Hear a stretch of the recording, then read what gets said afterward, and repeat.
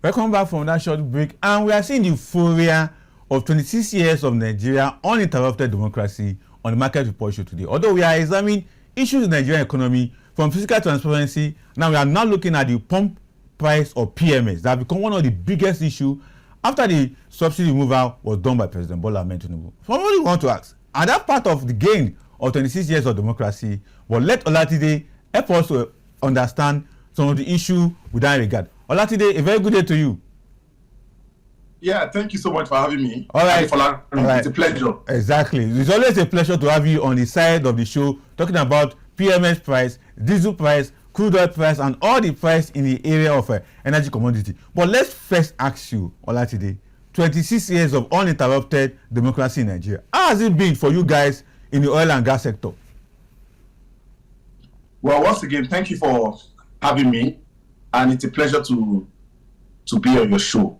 So first and foremost, in the last 26 years, we've had reforms, we've had challenges. And I want to start with the challenges first. Looking at the challenges we've had several corruption cases. We've had several corruption cases. We've had the IUCs being in charge of our upstream. But lately, we've had so many local companies coming in to also exploit products good from in the upstream sector. So we've had challenges. We've had corruption. We've had several corruption. The one from NNPCL, the recent petition to NNDPRA, and all of that. But coming to reform, one of the major reform we've had is the PIA bill. The PIA bill was introduced in 2009, and it took close to 20 years to get, close to 11-12 years, to get the PIA bill enacted and passed as an act.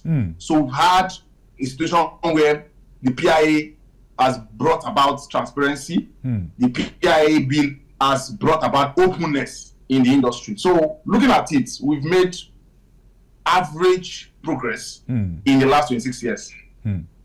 Very interesting, average progress. But let me quickly pinpoint this. Naira for crude oil policy has also come to bear under this period that we are. Can that also added up to the average that we have made so far? Yes, the Naira for crude deal is a fantastic contract, and it did recently. Looking at the tanker reports, I think the 6th and the 5th of this month, I saw 5 cargoes going from the NNPCL to Dangote. 5 cargoes of crude oil being supplied to Dangote refinery. So it's a really good one that the Naira for crude is ongoing. That is why some stakeholders in the industry are of the opinion that Dangote's price should further drop because it has some advantage in the sector. It has the Naira for crude deal, and secondly, we have a reasonable stabilized Naira. In the last 1 month, our Naira has been a bit stabilized. So I am of the opinion, I am fully in support of the call from Ipman that Dangote's price should go down a bit. We cannot compare the Nigerian market to those in the West African markets. We have 15 countries in West Africa here. None of them are oil producers. None of them have refineries. So for Dangote saying that we sell 55% lesser to other West African countries, we also need to look at the advantages we have over there. We've been producing oil since the 1960s. Most of them, they don't have oil, they don't have refineries, and they import, and they have a weak Naira. Look at Ghana, for example. Ghana's currency is one of the weakest in the world. So, and they import petroleum products. So you don't expect their refined product, the product they import, not to be expensive. They don't have refineries, they don't have the oil, and they have the weak Naira. Compared to Nigeria, Nigeria has the oil. We have 4 government refineries. We have several private refineries. Dangote refinery is one of the biggest in the world. So with all of these factors, prices should go down below 800. I am in full support of that call. Very interesting. Let's quickly take on this controversy that have erupted from the marketers to Dangote. We all know that Dangote made that statement in regards to his brand of refinery and the brand of product that is producing. But on the part of Dangote also, you're also looking at the aspect of how much he has spent so far to build that refinery. But on the ordinary citizen perspective, like you are talking about, that it should come down. Do you think that this will favor his business on the long term if you begin to reduce the price of PMS? Well, quite frankly, I understand that it's a business that was built with over $20 billion. Exactly. There is a lot of loan obligation inputted into the refinery. Yes, we understood that, and we appreciate the initiative and the boldness of Olatipe Dangote and the refinery. But on the other hand, we also really need to look at it. Making profit or recouping your profits will be achieved over time. You cannot say you want to recoup profits in 2, 3, 4, 5 years. It's going to be spread in over a decade. So there must be a balance between your revenue and also the Nigerians. Because if you look at the Naira for Good policy, the reason behind it is basically for Nigerians. It is an alternative to the subsidy removal. After removal of subsidy, it is obvious that prices of petroleum products will surge. And as Nigerians that have been producing oil since 1960, and we have 4 refineries, it is going to be unheard of that our prices are on the rise. That is why that policy came into being. That with this policy is going to cushion the effects of prices surging at the depot and at the pump. So he also need to look at it that the current administration is trying to see, because we know that petroleum products has effects in other products we sell at the market. If the prices of petroleum products rises, every other thing will rise. Because for transportation, we use petrol and diesel. Most of the products, most of the food items we use in the southern part of Nigeria are coming from the northern part of Nigeria. And you use diesel to run those trucks coming from one part to another. Secondly, industries uses more of diesel for production. So if petroleum prices are not worked on, if petroleum prices are not partially subsidized, that are partially subsidized in this form of Naira for Good deal, it is going to affect inflation. Inflation will keep rising. So he also need to look at it in that angle that he needs to drive prices down. Because as soon as prices drops, every other thing will drop and the economy will start picking up. Exactly. The inflation is high and is affecting everybody in Nigeria at the moment. So that's my take. Now, talking about price dropping as well as helping us to be able to manage all through the high inflation that we're experiencing right now, over 24.33%. But look at the call of the marketers. They are saying that they're going to partner with international oil companies to flood the Nigerian market with PMS. And we know that the consequence of that is that who is going to supply them with the FX?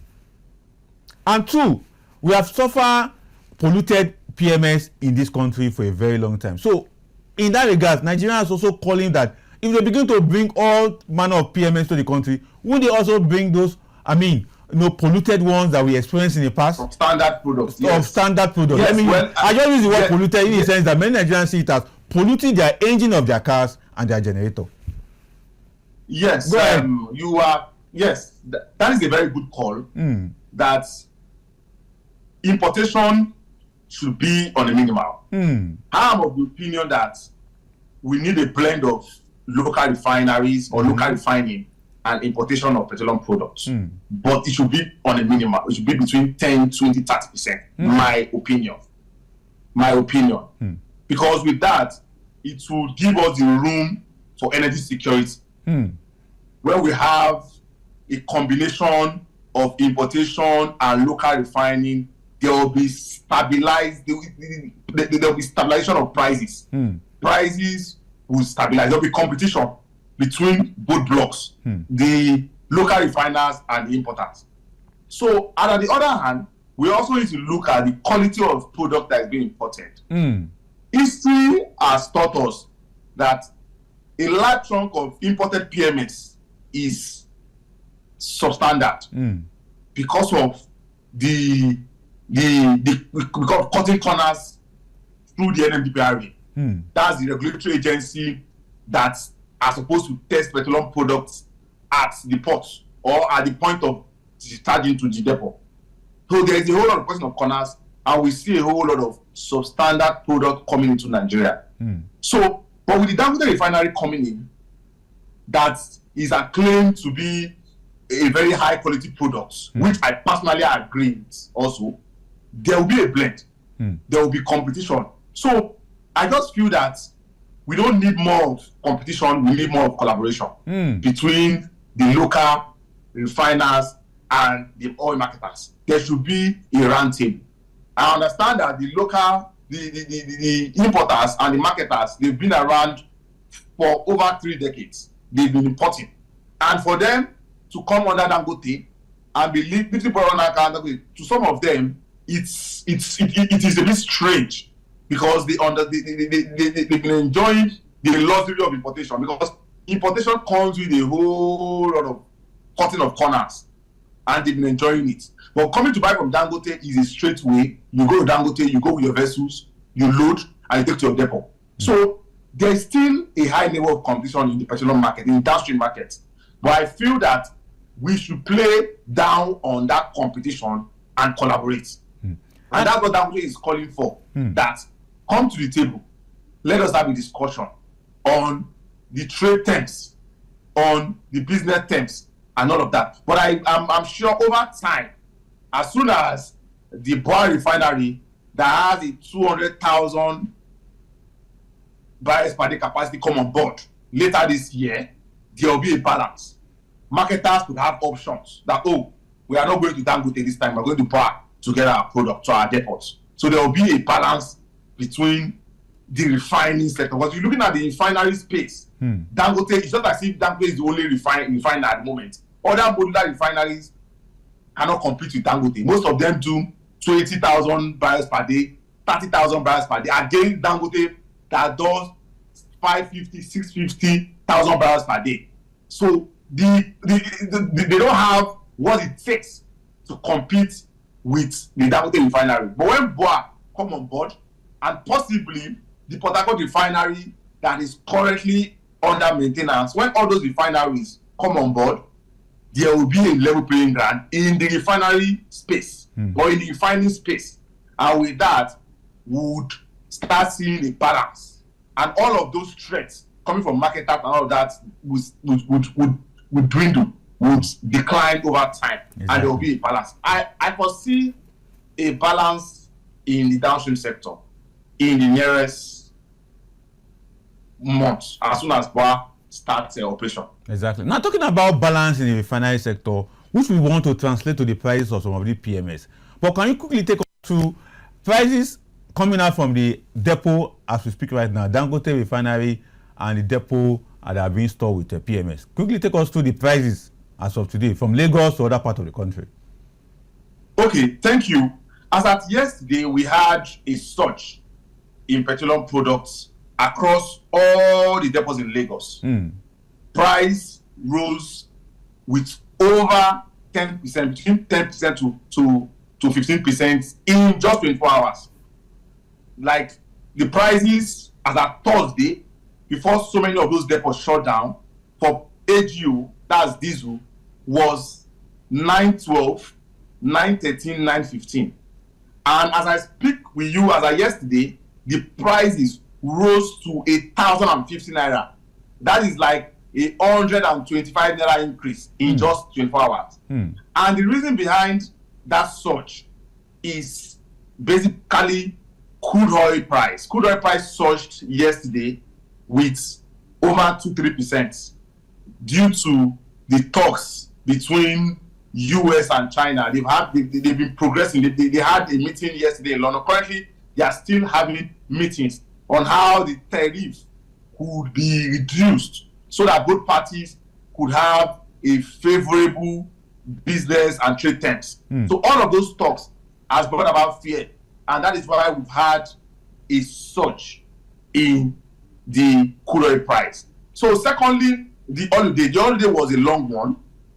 Demand for petroleum product has built.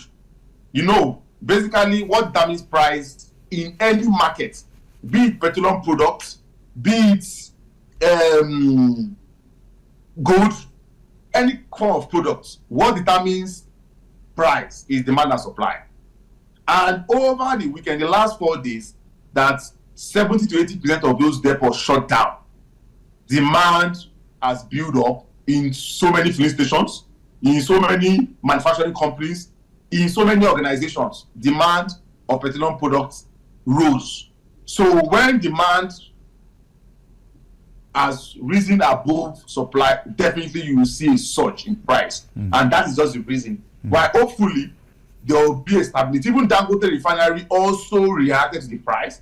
The marketers that are selling at Dangote refinery also increases their price from 9.18 diesel price to 9.55. But for PMS price at the depot, as I speak with you in Lagos, it is between 8.29, 8.28, 8.30 across all the depot. We still have a relatively stable petrol price. Reason being that there is a naira for crude policy, and 80% of the crude gotten from federal government is being used for refining of petrol. That is why you see the price of petrol coming down, because petrol has more effects and more influence on our daily activities. So that is why 70% of the crude being gotten from NNPCL to Dangote is used to refine petrol. So that's why the petrol price is still stable. But still, I am of the opinion that the prices of PMS in Nigeria is still pretty high. We should be looking at 700 at the depot, 750 at the retail prices. Olatipe, it's quite interesting and quite very instructive talking about the PMS price projection in Nigeria, analyzing the angle of how the crude oil so far really shaped the price. I really want to appreciate you for coming on the show. But before I let you go, you made mention of the Port Harcourt refinery coming on board maybe very soon. But many of Nigeria will be asking the question, what really happened to those refineries? Was it that there was no technical maintenance that was carried out on them before the Melekare board left? Or what really happened? Take us through. Well, we all understand that there is a deep corruption in the NNPCL, and the NNPCL came up with a statement that, according to international policies, that refineries are supposed to go on routine maintenance, and the Port Harcourt refinery will be going on a 30-day maintenance, which started on the 24th of last month. That is 24th of May, and it's going to expire on 24th of this month.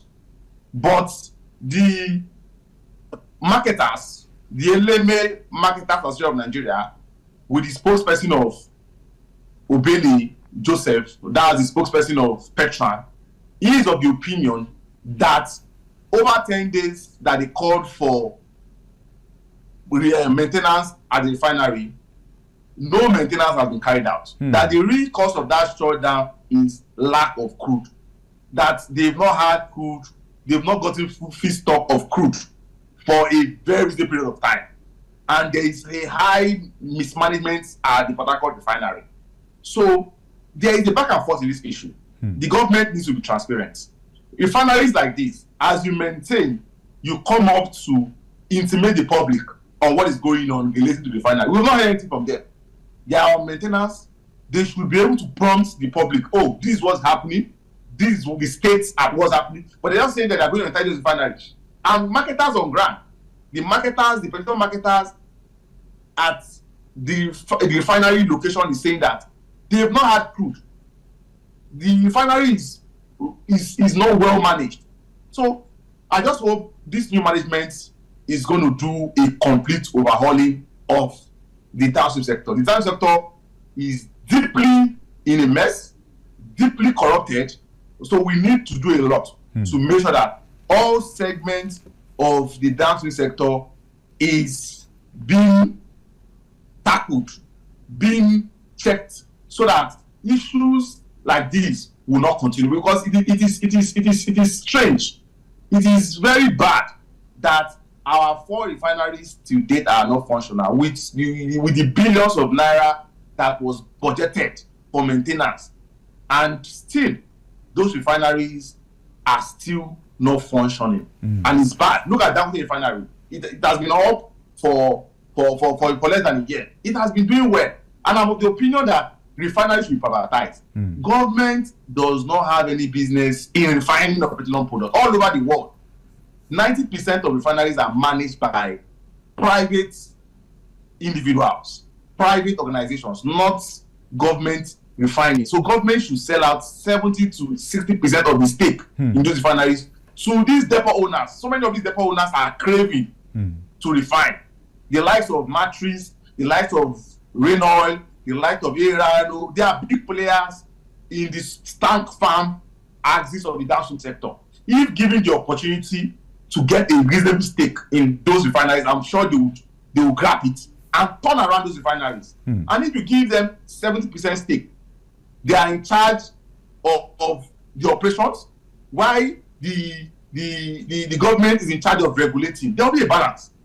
And we'll see operational activities coming up in those refineries, because these players, they've been around for a while. They've imported all their life. So moving into refining is going to be a game changer for them.